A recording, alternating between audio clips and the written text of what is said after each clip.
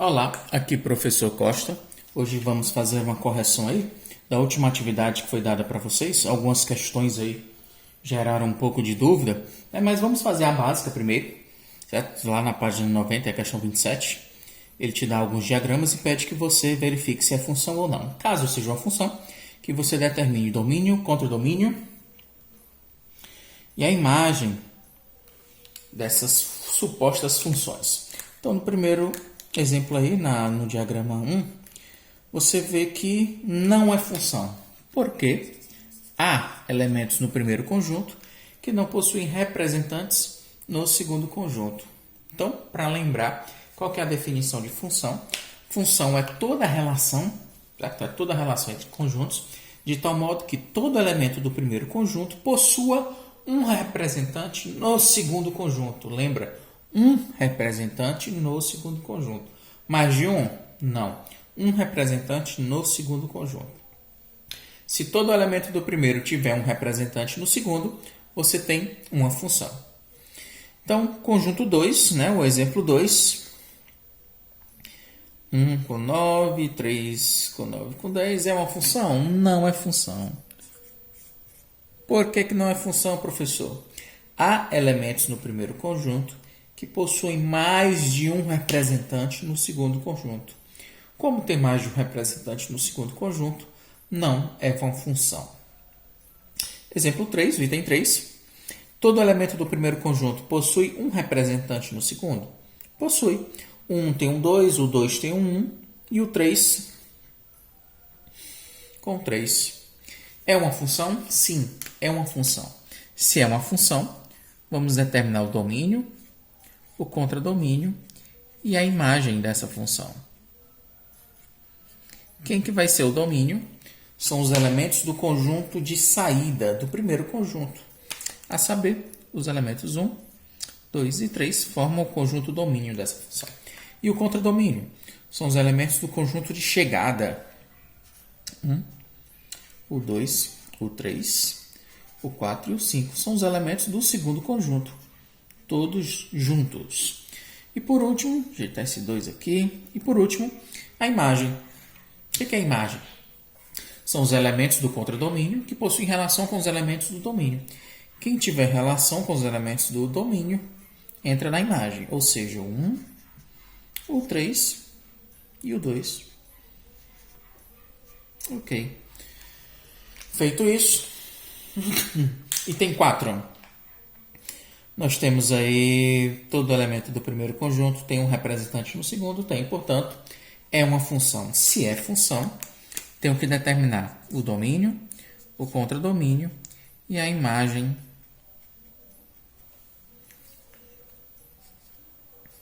dessa função.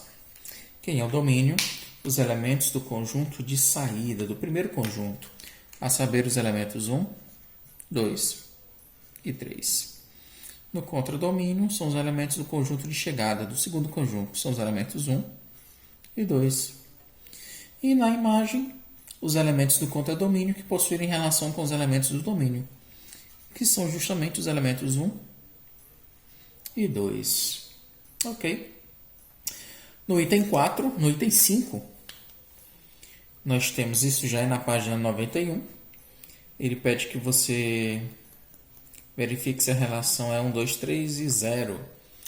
Seguinte, todo elemento do primeiro conjunto possui um representante no segundo conjunto? Possui. Professor, mas esse representante 0, ele está ligado a 1, ao 2 e ao 3, não tem problema. Olha a definição.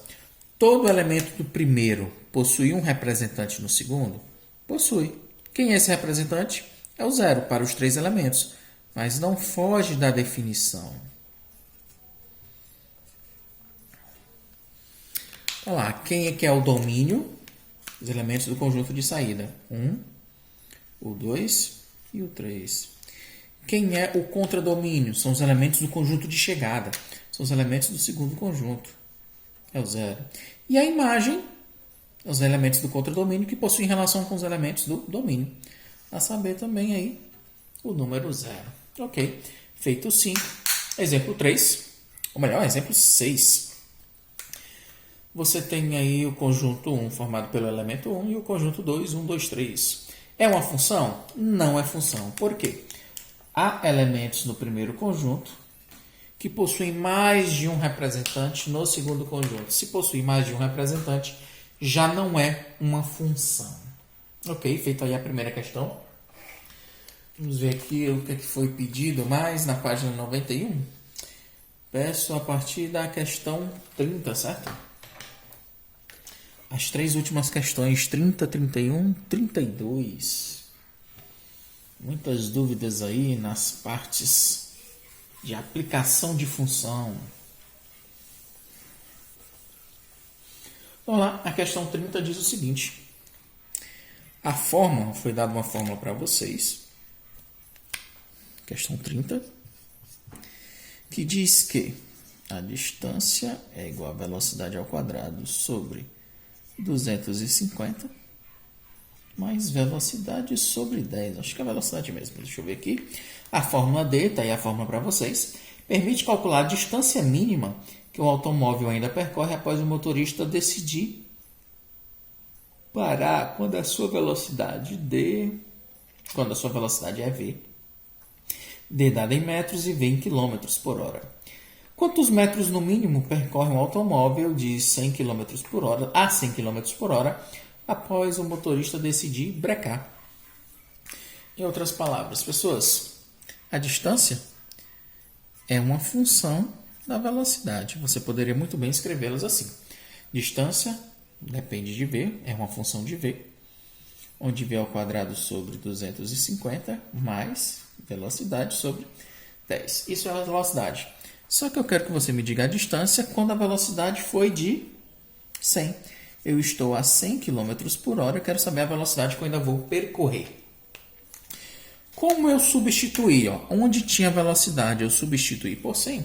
Vou fazer isso no restante da equação. Onde aparecer velocidade, eu vou colocar o 100. Ou seja, aqui você terá 100 ao quadrado sobre 250 mais velocidade é 100 sobre 10. A distância que eu vou percorrer ao estar em 100 km por hora vai ser 100 ao quadrado, vai dar 10.000, conferem, sobre 250 mais 100 dividido por 10 é 10. Essa foi fácil. Simplifico o último zero com o último zero na primeira fração. Nós temos agora 1.000 dividido por 25, que vai ser igual. 100 dividido por 25 é 4. Como tem um zero a mais, 40. Faço a conta. 40 mais 10. Ou seja, a distância que eu vou percorrer por estar a 100 km por hora quando decido parar é de no mínimo 40 mais 10 dá 50. 50 o quê? Já que a distância em metros, a questão nos garante isso. Ok? A distância, portanto, que eu vou percorrer é de 50 metros, item C. Ok. Questão fácil também aí de aplicação direta de função, certo? Vocês vão ver estudar muito isso daí em física, vai cair demais física, na própria matemática, nas nossas próprias atividades, vão aparecer sempre problemas de aplicação para função. Então, questão 31 agora.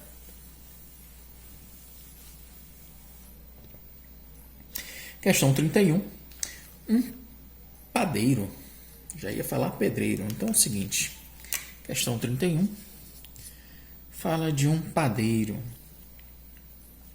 Ele fabrica 300 pães em 1 hora. 300 pães por hora. Considerando esse dado, eu quero que você responda no item A. Qual é a equação que representa o número de pães fabricados em função do tempo? O número de pães é dado por P em função do tempo. Ó, pães é igual a quantos ele faz por hora? 300. São 300 pães pelo tempo de 1 hora.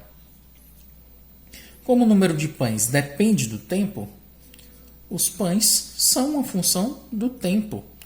Quanto maior o tempo, maior a quantidade de pães. Pães em função do tempo vai ser 300 vezes o tempo, né? Quanto mais tempo, mais pães. Se o tempo for de 1 hora, 300 vezes 1 Quantidade de pães vai ser 300, serão 300 pães. Ok, o item A está feito. Descobri aí a equação que relaciona o número de pães e o tempo para o padeiro, que é exatamente o item A. Qual é a equação que representa o número de pães fabricados em função do tempo? Na B, quantos pães são fabricados em 3 horas e 30 minutos, também chamado de 3 horas e meia. Aí você pode escrever na forma de número misto, na forma de um número decimal, mas é o seguinte, se a minha fração é essa, se a minha equação, a minha função diz que a pães em função do tempo é igual a 300 vezes o tempo. Eu quero que você me diga quantos pães eu faço em 3 horas e meia, ou seja, em 3,5 horas. Vai ser igual a 300, que multiplica o tempo. Foi substituído por 3,5, multiplico por 3,5. A quantidade de pães em 3 horas e meia vai ser igual a 300 vezes 3,5. 3,5 vezes 300. Multiplicar por 0 vai dar sempre 0. 3 vezes 5 é 15. 3 vezes 3 é 9 mais 1 é 10. Uma casa decimal em cima, uma casa decimal abaixo. Você vai ter um total de 1.050 pães. Em 3 horas e meia, você produzirá 1.050 pães. Isso aí seria a resposta do item B. Ok. E a 32, provavelmente aí a mais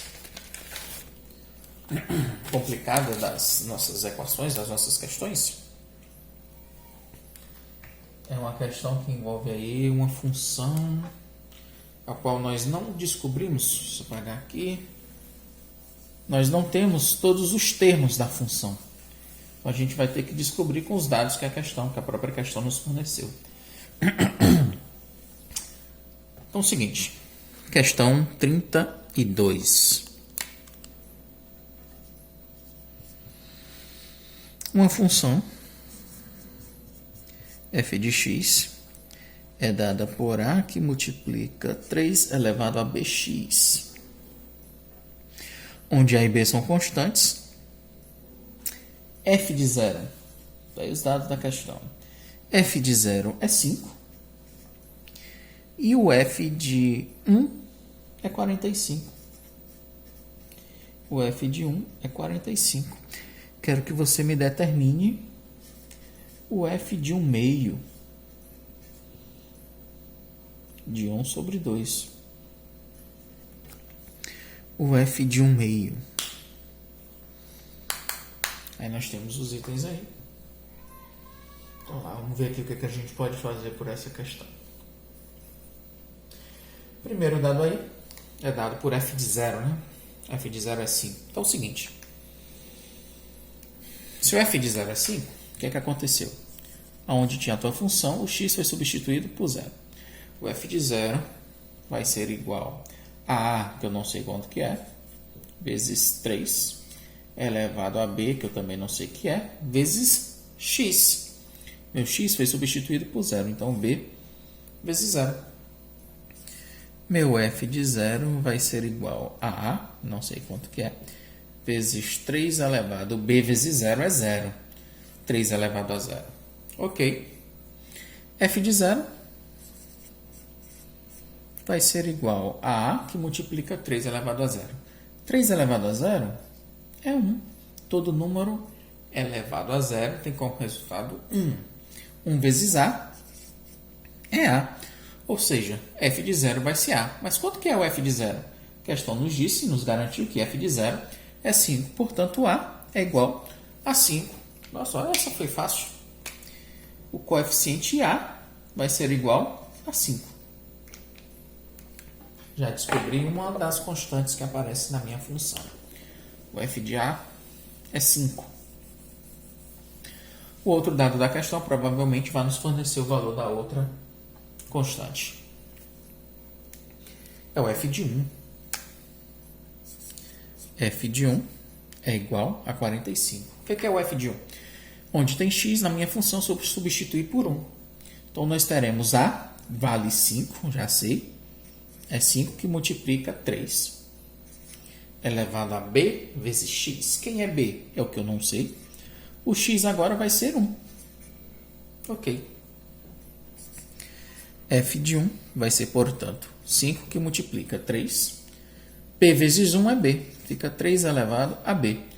Professor, quanto que vale o f de 1? A questão nos diz que vale 45. Ou seja, 5 que multiplica 3 elevado a b é igual a f de 1, que é 45. 3 que multiplica 3 elevado a b que multiplica 5 é igual a 45. Ou seja, b expoente de 3. 5 está multiplicando, vai passar para o outro lado, dividindo. Você terá 45 dividido por 5. Quanto que dá 45 dividido por 5? Vai dar 9. Beleza. Quer dizer que 3 elevado a b é igual a 9. Quanto que vale b? Pessoas, olha aqui. 3 elevado a b é igual a 9. Mas quem é 9? Se você fatorar, o 9 nada mais é do que 3 elevado a 2. Se as bases são iguais, os expoentes são iguais, ou seja, b vai ser igual a 2. Já tem o valor de a e agora descobrir o valor de b. O coeficiente b vale 2. Sabendo disso, vamos montar agora o formato da nossa equação propriamente dita, da nossa função. Certo? A nossa função está em função de x e ela vai ter o seguinte formato. A gente não conhecia nada dela, tive que descobrir os coeficientes. Então, é o seguinte, f de x, é a nossa função, é igual a que é 5, vezes 3 elevado a bx. Quem é b é 2. Então, 2 vezes x. Essa é a minha função.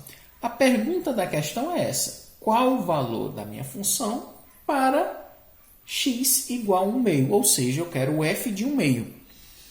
F de 1 meio, onde tem x, você vai substituir por 1 meio. Você tem onde aparecer x, que substituir por 1 meio.